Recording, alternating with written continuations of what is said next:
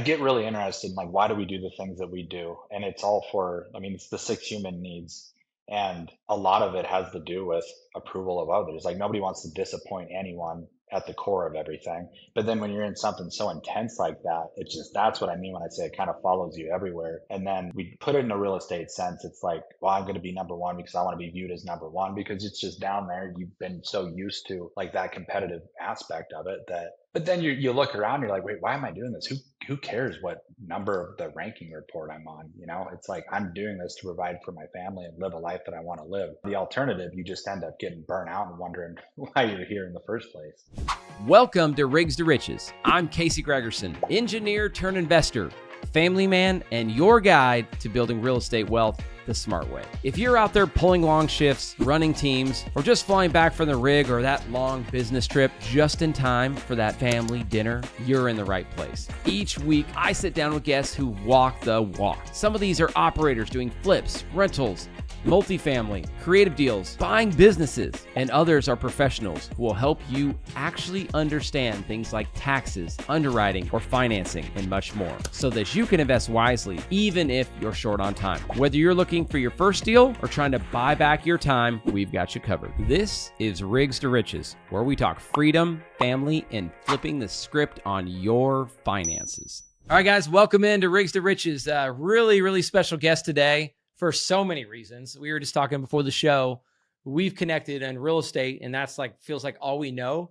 We just reconnected. He's actually a former oil and gas guy. Grew up out in Shepherd and worked in the oil fields, actually on the rigs, was a driller, moved his way up to was a tool pusher with like a small independent drilling contractor, went and worked at the coal mine, and then just like myself, branched off, went all in on real estate, and now he's built out just an incredible operation up in Billings, Montana, which, by the way, one of my favorite markets. Actually, the number one market, I think, in the entire country right now.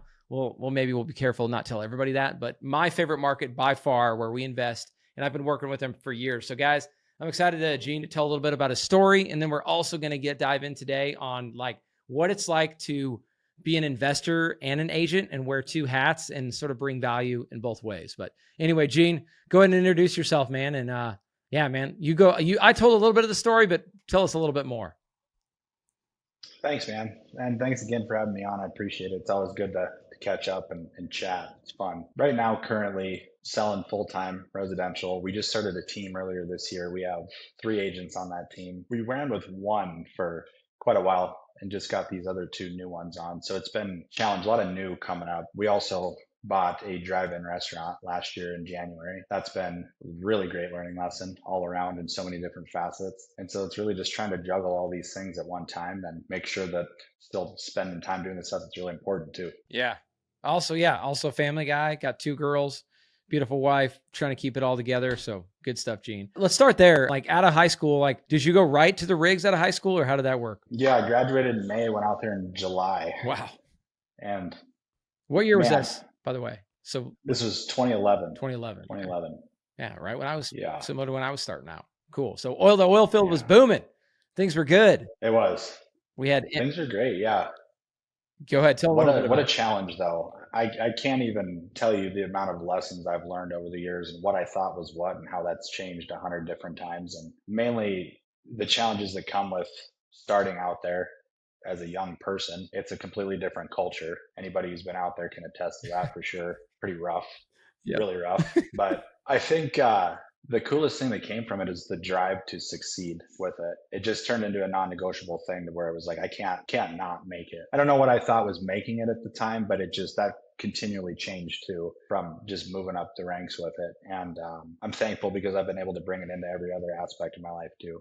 Man, go deeper there. Like was that something you feel like you maybe had as a kid and then you started to develop it at that age? Or was it something about the oil field that was like, hey, like I'm not going backward because I'm not doing this for the rest of my life? Or what was it? I think it was, I had a lot of misconceptions. I know that I had drive as a kid And whenever I decided I wanted to do something, I'm kind of the same way now. I obsess over it until I feel like I have a grasp and a good understanding of what I'm doing. I'm really competitive, but I don't really so much look at what everybody else is doing. I'm not going to lie. Of course I do, but that's not what I focus on. It's really more so how can I improve every day? But the thing with the oil field that was so interesting is that it's almost an identity that I realized that I was holding with it, and a way that I wanted to be seen. Like I didn't want to be the person like you heard it all the time when they talk about people quitting and how weak they were and the things like this. And so that wasn't going to be me. I couldn't be that person because I couldn't be viewed as that person. And that's a challenge too. I mean, that, and especially not knowing it at the time too, you know, you don't know that that's what's coming up. You just have this drive and this worry about always looking like you're good enough and you're performing well enough. So being able to reflect back on that makes it cool. Dude, I just put that together. Like, I feel like the oil and gas industry, unlike most industries, like the feedback loop is like instant and constant, and there's no delay. There's no sugarcoating. Like if you're not performing or you're not getting it, and it at all levels, not only I would assume you as like a rig hand, a floor hand, a roughneck, all the way up to a driller. Like if you're not cutting it, there is like zero sugarcoating, which has probably helped. I mean, has that helped, you think? It's helped, but it's also created other challenges in managing real life humans in the real world. Yes. Sometimes I struggle with explaining things and giving grace where it should be given. And then, I mean, I've gotten a lot better about articulating things in a way that's digestible, that's not just diminishing, condescending, disrespectful even. Yeah. But that took some work for sure.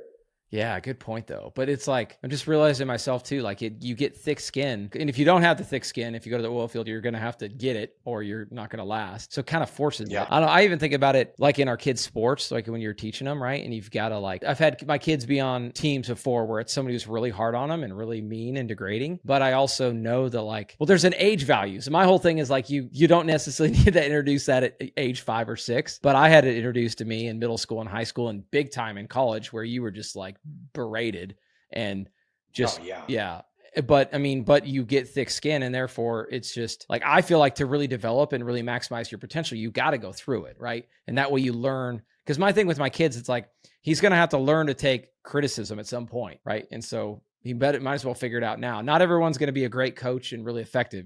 You're going to have to learn from both, right? That's true. But I think it can also, like, there's a lot of negatives too that can come from it and being in environments like that, especially for prolonged periods of time. I mean, we get all that identity runs deep. You take it with you everywhere you go. And then sometimes it transfers over to, like, I say the real world, you know, family life and real world scenarios. And it doesn't serve you well there because it's this kind of a false thing you got going. It's a good point, dude. Yeah, if you think about, yeah, you're right. If that was the only thing you were getting and the only feedback loop you were getting, no, good point. Psychologically, you're never going to develop. Well, it's because why are we doing it? I get really interested in like, why do we do the things that we do? And it's all for, I mean, it's the 6 human needs. And a lot of it has to do with approval of others. Like nobody wants to disappoint anyone at the core of everything. But then when you're in something so intense like that, it's just, that's what I mean when I say it kind of follows you everywhere. And then we put it in a real estate sense. It's like, well, I'm going to be number one because I want to be viewed as number one because it's just down there. You've been so used to like that competitive aspect of it that, but then you look around, you're like, wait, why am I doing this? Who cares what number of the ranking report I'm on? You know, it's like, I'm doing this to provide for my family and live a life that I want to live. The alternative, you just end up getting burnt out and wondering why you're here in the first place. Exactly. So. Yeah. Well, keep going, Gene, because I know you've learned that purpose and learned that stuff over the years. But I want to, before we kind of go there, tell us from, like, we just talked earlier, you were in the oil field from 2011 to 2020, worked your way up, and then left and went to the mine, and then eventually did real estate. So kind of walk through those jumps. This is my favorite story. So I don't know what month of the year it was, but in 2020, I had been bumped back from pushing to drilling on a rig that I'd never even seen in my life. System, all the things. It was terrible. But what I remember, the coolest part about that, there was a guy named Craig Morgan. He's from Texas, and he was a company man. Don't even remember the oil company because it was such a short stint I was there. But we were up in the doghouse for 4 hours one night just talking, and I was just getting more and more interested because he started it out telling me how he runs a couple of different businesses. And one of them was he's partnered with a contractor and they build apartment complexes. And he started explaining to me how that partnership is so valuable. like having a contractor and an investor that are partnered together. I didn't know anything about anything. I don't even think I knew what Bigger Pockets was at that time. And after that conversation, that was the obsession with it. And it was just listen, read everything I could get my hands on. And of course, it's morphed a ton from there, but that was the eye opening moment for me. Wow. I didn't even know that about you, Gene. That is so cool. And I can picture it. Like there were so many times on the rig, you've got all that downtime and people start talking about what they're doing. But you guys took the time to talk about actual valuable stuff, things that could bring you value. It's the same. My story's the same. I've actually never shared this. Mine really started with Rich Dad, Poor Dad, but that started from a conversation I was in the company man's little trailer. I'm the night guy. I'm talking to the day guy. We're just talking before I go to bed and he's about to start his day. And he's like, Casey, have you ever read Rich Dad, Poor Dad? And I'm like, I've always heard about it, but I never have. And he's starting to tell me about it. And so the next thing I do is on my next flight up, I get on Audible and I'll never forget it. I started it in Calgary, turned it on my Audible, and I had like a 4-hour drive up to the rig from Calgary. And I went through it and it was just like, to your point, game on. At that point, I'm like, podcast, Audible, books, everything I could take in. But sounds like that just got your wheels going, huh? So is that right? Did you leave right after that? It was really quick after that. I don't think it was more than, because after that hitch, went on days off, came back, and I was just sitting on a rig in the stack out yard. So that was great because all it was just, there was probably 40 hours of just listening and reading everything every day because I was the only person there getting paid to do it. Sorry, guys. But yeah, so Rich Dad Poor Dad, of course, was a pinnacle in there for me as well.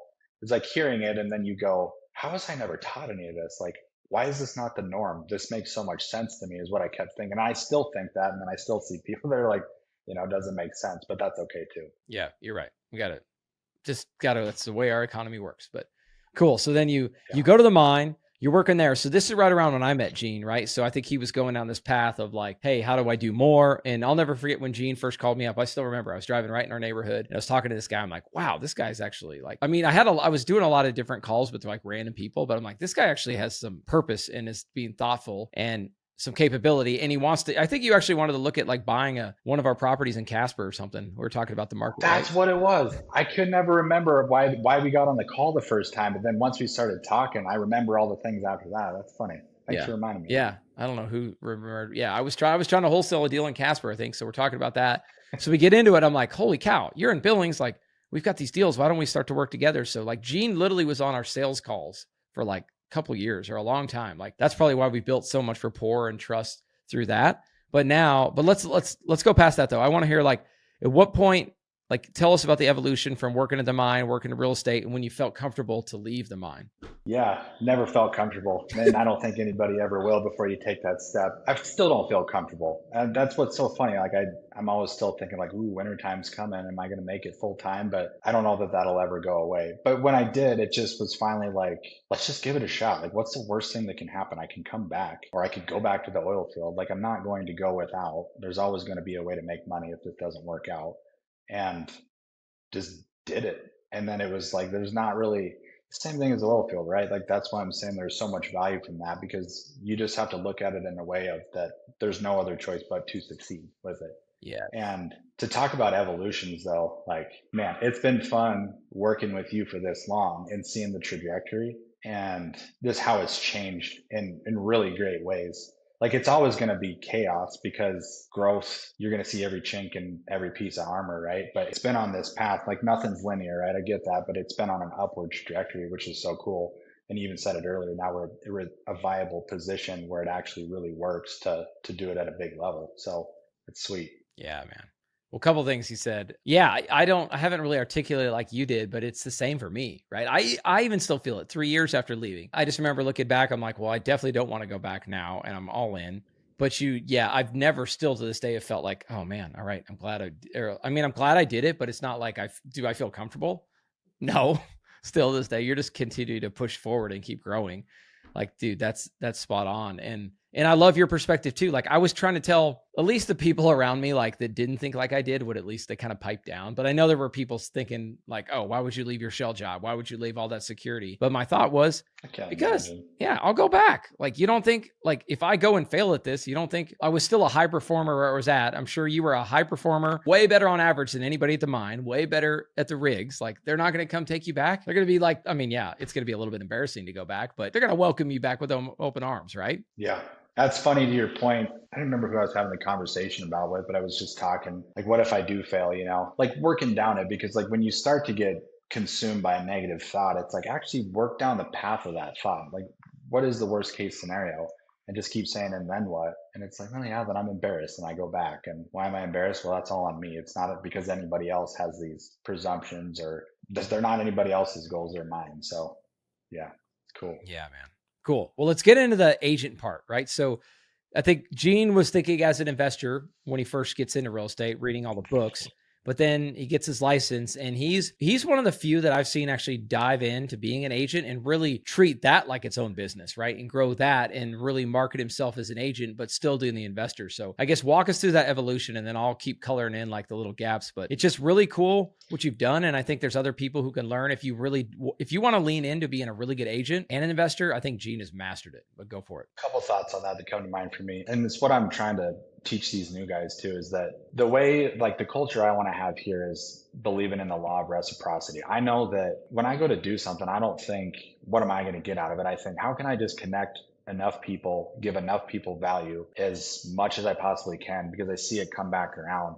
And like, so the path that I went on with the agent was I started with just a really, really small brokerage, independent, family friend deal, didn't know anything different. And I'd been there for, I don't know, 6, 7, 8 months. And I was starting to do a lot of the listening and reading on the residential sales side and hearing like, wow, people actually kill it doing this. How do they do it? And I started asking my broker things like, well, what do you think about calling expireds? And she's like, it doesn't really work. I'm like, well, it's working for these people. Like, why doesn't it work here?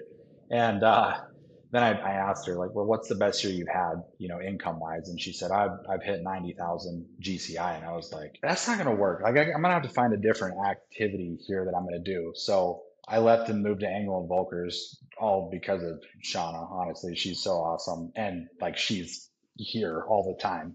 And I think when you surround yourself with people that are, it's just like playing sports or anything else, right? You don't want to practice with somebody who is the same as you. You want somebody who's levels up. And the other thing that was absolutely paramount was I hired a coach and had one for a year and a half. And I mean, it's an investment. It's $1,000 a month you're paying, but it's a high level of accountability. And then you're plugged into the network that they have, and you start building your skills. And then it's just about showing up every single day, making a decision and showing up every single day. Like we can have ideas all day long, but they're no good if you don't execute. So, All right. So you move over with another broker who's pushing the envelope, growing. Dude, and I'm with you. Like it's just, and that's why I've invested so much in masterminds. Like, and I started with my first one, and I remember there was a couple guys that were like way ahead of us, and we would meet quarterly. And every time I come in there, they'd be here, and then I'd be here. So then we'd come back, I'd maybe get close to here, and then they were back up here, right? And I was doing that every kind of 3 months, and we'd meet up, and then all of a sudden they left. They went to another mastermind. I'm like, his name is Victor. I'm like, Victor, where'd you go? Like I see him posting at this other mastermind, and it was Collective Genius. He's like, Collective Genius, you got to go. I'm like, so first thing I did, I reached out to Collective Genius, did an interview, and went and jumped in Collective Genius, right? And leaned into that. And then now I've done that one. You're just always leveling up. So I love that you've done the same thing. Keep going. I mean, so as you've kind of grown from there, doing more volume, like go more into the reciprocity, because that's another one that I could not agree more with. Because, for example, the way me and Gene work together, he goes and looks at all of our properties. I've never once had him be like, man, dude, another property? Come on, seriously? Like, but we've always been pretty good with consistent listings. And I'll tell you guys, when it comes to reciprocity, literally yesterday, I get an investor comes to me and he's like, Casey, do you know an agent in Billings that can help me? I'm like, dude, do I know an agent? Like you called me in the exact right market, because I've got agents all over I work with, but this guy is the guy. So you owe me big time, because this guy is one of the best investor agents I know, right? And so I gave that to him, and I was just genuinely like so excited to give someone to Gene. But there's a lot of other investors who are like, oh, you got to get your referral fee on every listing you farm out to an agent. And it's like, to me, it's like me and Gene have never kept track of anything. Like he gets listings, he helps us out, and we just keep going, right? Is that how it's worked for you? yeah, like that's so funny that you say that. I'm not going to name any names of people that I don't agree with, but that's exactly how I see it too. Because I've come across people before, contractors too, that are like, oh, hey, I have this seller that might be thinking about listing or whatever. Cool. What's their information? Like I can go meet them. well, what would you be willing to pay for that? It's like zero, actually. Like, well, what about all the business that you've gotten from me, like, over the last year? Things like that. And so, but I don't get mad about that stuff anymore. I just know I'm not aligned with it. That's okay. They have their model, I have mine. I like this one better because it feels a lot better. Mhm. And it does come around too. I get people that ask me, I'm like, man, like you do a lot for them. It's like, yeah, but they're also, I think I can safely say 25% most years of business for me. And I mean, I'm going to do 23, 24 deals this year. Wow. And the cool part now is that it's like, I go to a listing. So me and Wyatt talk about this too every once in a while because he's coming up and everything too, and he's doing great. He's like Hmm. just asking how it all works. And it's like, well, you don't like us in our scenario, you don't have to incentivize me in any certain way because I know that if it doesn't work for them, me saying anything one way or the other, that's not really going to change it. It's more so just giving the information. Your guys are good with it. And if it doesn't work for them, I'll list it. But even if it does work for them to do it, I'll still list it. So there's no reason for me to try to push in any sort of direction. It's really just to help with the overall process. And there's enough deals now that nobody has to have the scarcity mindset of like, oh, like we got to say this to get this deal to this seller or whatever. Like it's all about honesty and everything. That's what's awesome now. Yeah, man. And I tell this anytime I speak, when it comes to like, they're like, how do you live in Houston and do all these deals across Wyoming and Montana and all this? And it's like, well, it's good. One is having contractors, right? And we talked about that earlier, but the biggest one is I have agents that I can trust in different markets they know the local market and I can rely upon them. But I'm telling you, they're not all created equal. Even in my network, right? We literally, we have a list. All right, Gene hasn't seen the list, but he would be happy to see it. We have a list of the agents we work with in confidence level. And I'm like, so for example, if Gene goes out there and looks at something, I'm like, I don't need to review it. We don't need to be like scaling back his numbers, his ARVs by X percent. Like he's going to look at it the way we look at it and we don't have to worry. Right. But then I also got my list of agents who are really good and we have a good relationship with, but I'm like, I can't fully trust that ARV. That guy, that guy or gal has done things at times that didn't quite make sense and they didn't take accountability for it. So it's like, you got to kind of watch yourself, but we rate them, right? I say this all the time too. I've told Gene this. If I could replicate Gene and put him in every little city across the US, wherever I wanted to invest, like I could scale big time because I'd have somebody, but what do you think though, Gene? It's like, and I've been trying to replicate it. It's like, how do you find more of it? Like, cause I've been trying to find the people and I know we're both unique, but because that would be the recipe. If we could just find each other in every market, Right. Yeah, more of you here for me and more of me in other markets for you. Yeah, Yeah. like I was just trying to think too, because with people being so different, I think what you're looking for is just someone that's aligned on the value front, like what we're talking about with reciprocity, and just knowing, well, and creating content like this is going to be helpful too, I think, because they might hear your initial pitch and maybe it's not from you. You also got to remember that you were an entirely different operation 4 years ago when we first met. True. Who knows what it'd be like if we were just coming into contact right now? I don't know. That's a really But good point. because you don't have the availability to be able to have all these conversations and create the rapport. Like we used to Vox every day, Yeah. like neither one of us have the time for it now. It's like a 48-hour turnaround whenever we're doing it. But Yeah. I think that's probably part of it. So being able, like this is scaling, right? Being able to pump content out like this and really give people a look behind the curtain. Yeah. I think you hit on the head. Yeah. Knowing it is different now. But yeah, you're right. It's different levels, right? So if somebody's listening to this and they want to be an investor and they want to create relationships and find the right ones, yeah, you're going to hustle early on. You're just trying to really go deep. But then to me, the next level, and I know you're doing it too, is now you're just developing content. Me and Gene are talking about the process. We're talking about how we work together. So now our content, we don't have as much time, but now our content can go speak to other people. Other people can see it. That's to me is like how you fill it in, right? Fill in the time you don't have. You can attract. Yes. Can attract them all too. Yeah, for sure. That's the way to be. Yeah. But the other point I want to highlight that you said is like finding people who align in the reciprocity, right? And again, maybe don't think that way, and that's okay. If you're like, hey, more, I want to, like, my brother would be like this, my parents would be like this, my in-laws, like even parts of like my COO who's really good about this, they would be like, document it, make sure everything's clear cut, like no expectations going in, right? And that's okay if you're like that. But if that's the way you are, to me, you got to align with other people like that. But to me, it's like, it drives me nuts when like people are like, they want the connector fee or they want all these different fees. It's like, let's just go Yeah. work together. You got to frame it all up. But now after talking to Gene, I just need to, and I would recommend it to anybody who lives in this law of abundance and giving, like those people are out there and you could just do it. Like, again, perfect example. Like I'm talking to different people about like working together in a partnership and they're wanting to do it. I'm like, let's just get on the same page that we're both going to bring value. And once we figure out that value, then we'll go keep track of our little ledger. But until then, oh, dude, it drives me nuts. Like just from different people I've met that like, they're always keeping score. It's like, why are we keeping score? Just keep giving. And like you said, reciprocity, people naturally. Yeah, I can get real worked up. I'm real passionate about it, right? Because it's like, I'm the type of, if I don't feel that I'm bringing value to a scenario and I'm just literally connecting two people together, I don't want to be paid based on the profit made. I'm not doing anything for it. And I know that they're going to remember, or I hope anyway, it's always my hope that they're going to remember that I connected them together and that there's something that comes from it in the future. Whether it does or it doesn't, I'm still living the way I want to be. So, yes, exactly. You're right. You could live with it and you can know. Yeah, love it, man. Well, we could go round and round on more on that. Let's go there, Gene. Where are you headed, man? What's you've grown, and maybe just give us a real quick of the growth. Let's summarize like from when you first started to now the volume you're doing now, and you've hired a coach. You're doing all these big things. Like, where's the next for you?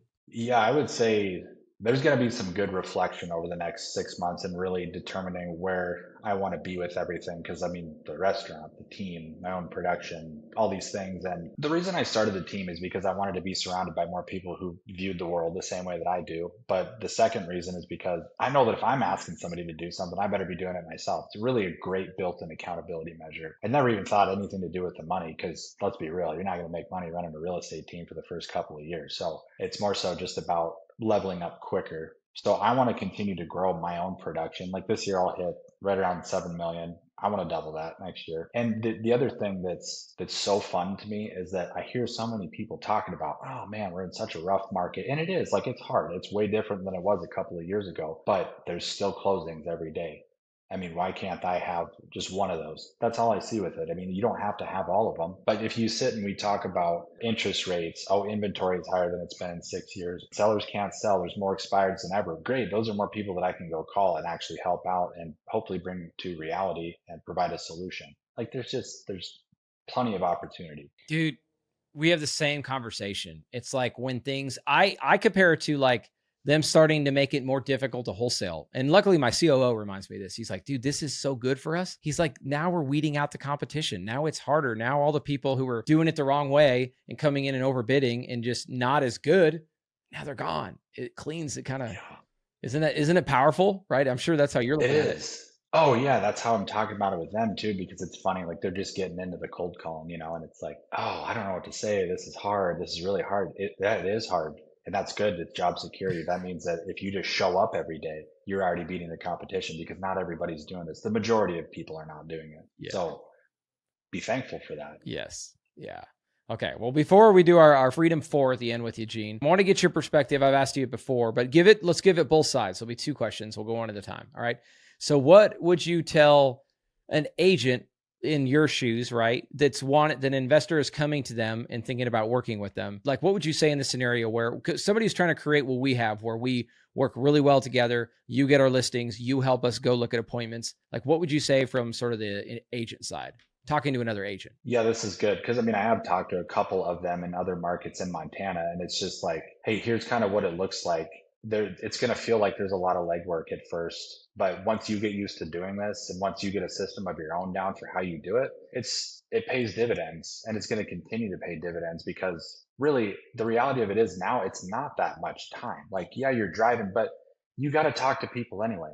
That's your job, is to talk to people anyway. So, and it's not even just looking at it from what do I get from this one house I'm going to go look at. That seller might know two other people that have to sell, or know somebody that can connect you to another buyer on something. I mean, if you're not putting something in a box and putting an expectation on any one scenario, like the possibilities are kind of endless with it. So I would just say, stay open with it. Don't put a huge expectation on what you should or shouldn't get, and base it off of that. I mean, really. That's perfect. Okay.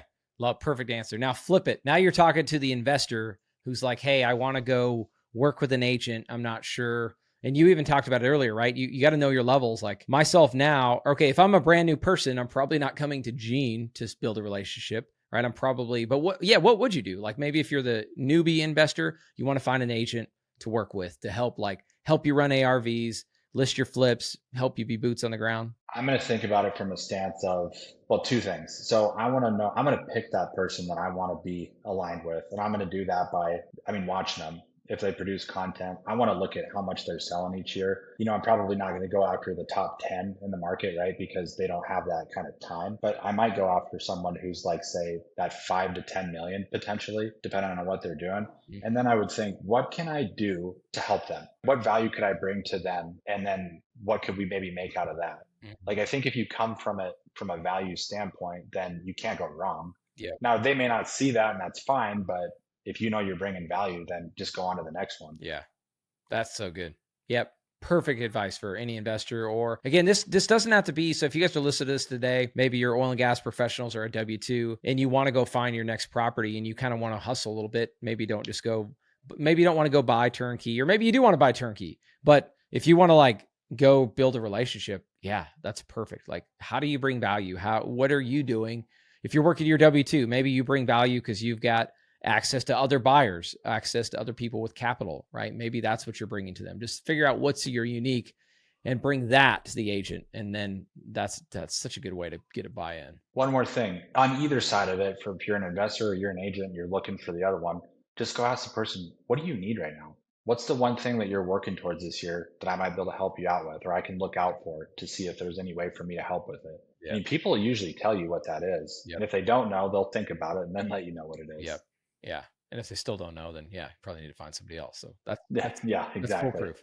No, that's good. All right, Gene. Well, let's get in here, man. That's the Freedom 4 questions. So if you lost it all today, we kind of highlighted a little bit. All right. Back to square one. You got to go back to the rigs, lost the agents, lost all your rentals, lost it all. What's the first thing you do to start getting it back? Hammer the phone. Hammer the phone. That's it. If I'm still licensed and still able to sell real estate, I hammer the phone until I don't have any other people to talk to at all. It'll all work out, I promise. Just start talking to people. Yep. Seeing where it leads. Yeah. Yeah. Calling sellers too. Like, I like to hammer expired listings. Like, that's bottom of the funnel. They're selling. At one point in time they had a goal. Call them. Yeah, that's a good point. And just keep hitting it. Good one. I've never got that one. I love it. One guy had like get a sales job, which was the closest thing to that. But I agree. Just get on the phones. So good. Yeah. All right. What's one deal you'd never do again and why? 360 Bench Boulevard. I was wondering if you'd say that one. Oh, I'm never going to forget that the rest of my life. Yeah. That was a rough one. Oh, man. How did that one? Did you guys still have it? Or I haven't even heard of it. Have we sold it or still sitting on it? We still kind of have it.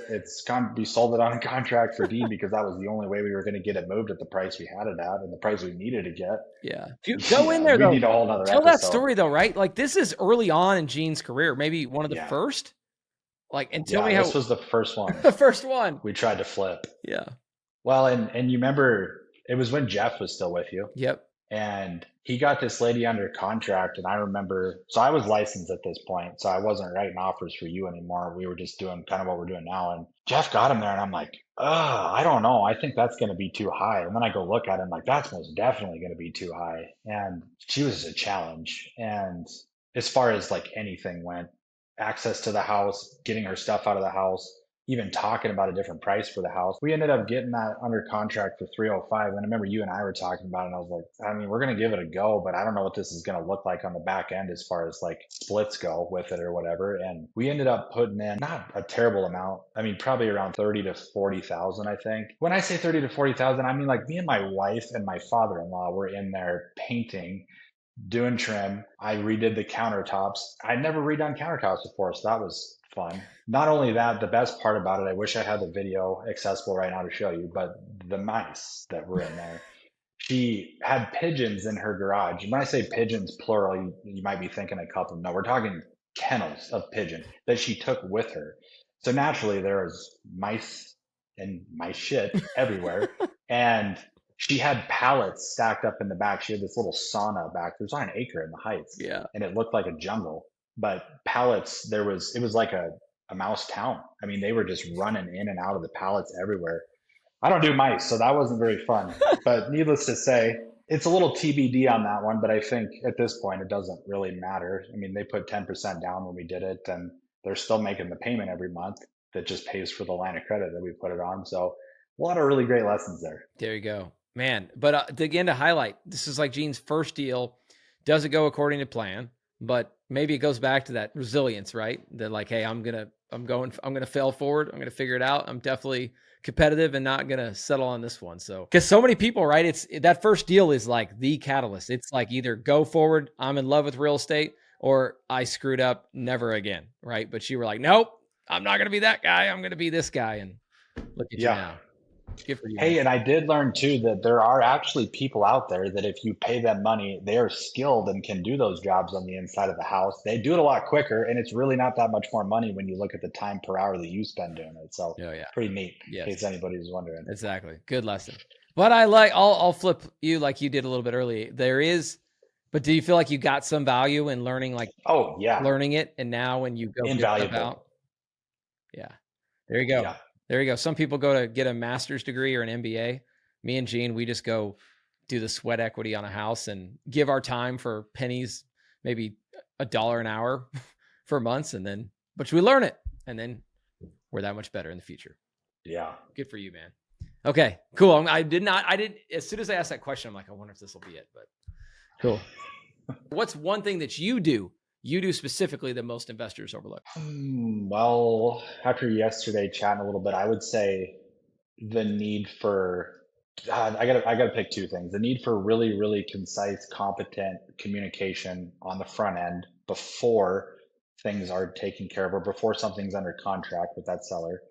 And then I think one of the most important things is not overshooting. We don't want to overpromise and underdeliver on anything. So being right on the front end with your value and being realistic of what that is and knowing all those things, like that's way more than one thing, right? But I think those get overlooked exponentially. But to reinforce it, it's accuracy, right? Like you could have it the other way. Like when you get an ARV from an agent, that's why I mentioned Eugene is the top of our list and I don't have to rethink it. It's like, is this agent either being too conservative or too aggressive? Like, and I need to know, right? But Gene, I could put my brain, or Gene could put his brain into mine. Like we could think the same to where, because there are deals, if you're being too conservative and like every ARV you end up selling for 50K more, then it's like, well, crap, look at all the deals I could have closed, right? It's like, hey, this is where it's at. I can't guarantee it. But what me and Gene do, I'm like, but Gene, as of today, if we knew we had to get this thing gone, what is that price that you feel really good at? And you're pretty good at knowing that. Yeah, we typically, unless we run into something that was unforeseen, which we won't hit again because we learned from it. But I mean, if we don't,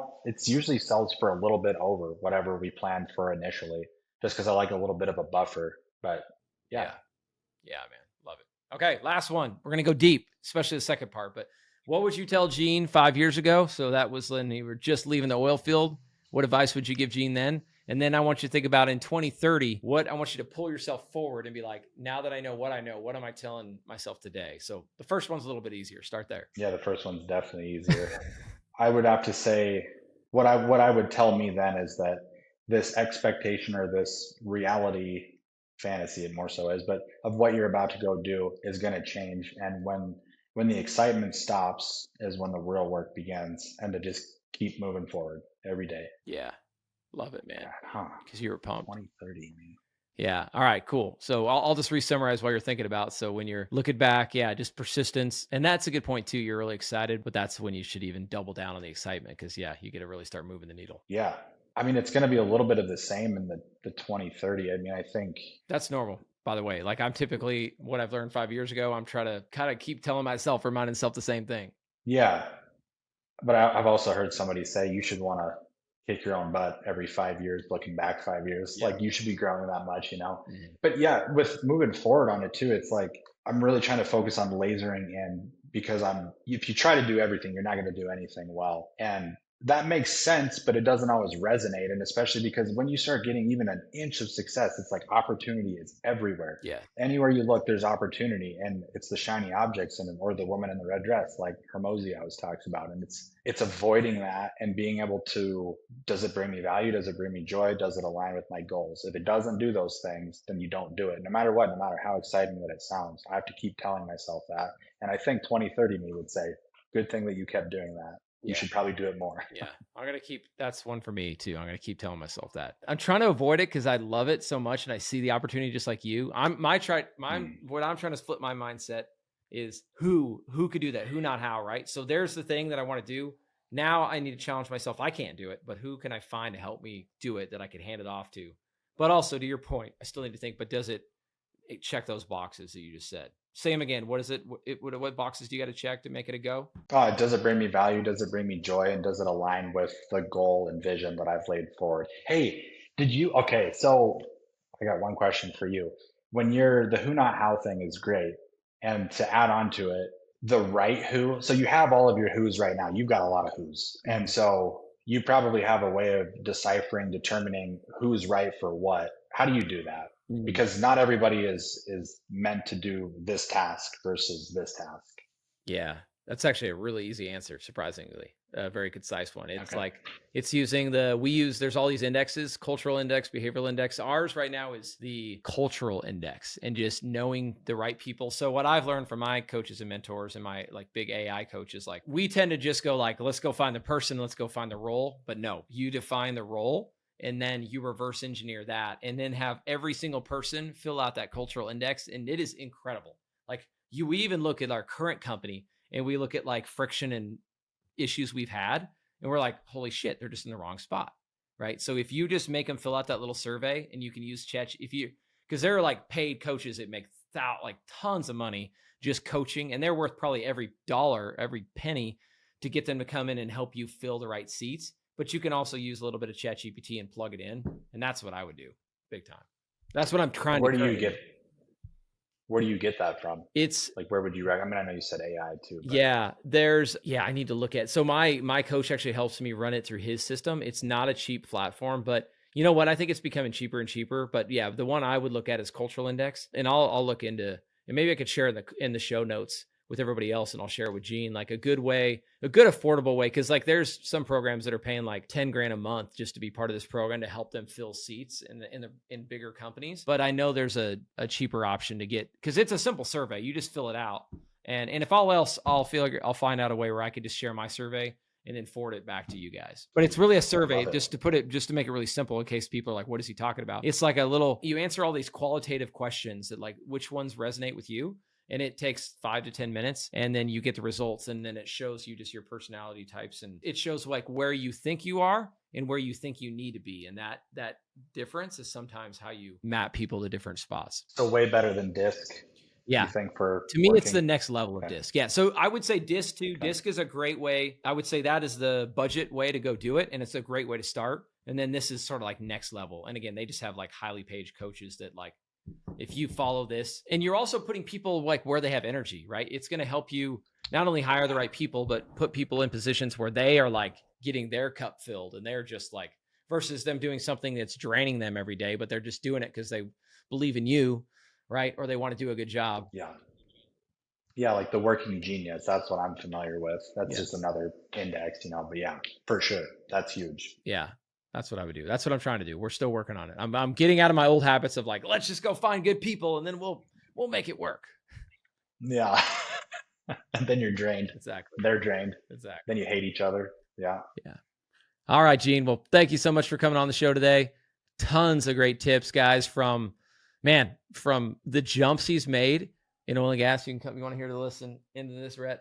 We're just sending off Gene. So Gene told us today about all the jumps he's made, from oil and gas to working at the mine to jumping in, leaving the W-2, going all in, never looking back, and just how he continues to level up, be around the right people. So many golden nuggets, man. But I appreciate you for coming on today, Gene. Yeah, for sure. Thank you, Casey. It was good to see you. You too. If you're listening to this because you're chasing freedom, not just for yourself, but for your family, then don't let this just be the background noise. Take action.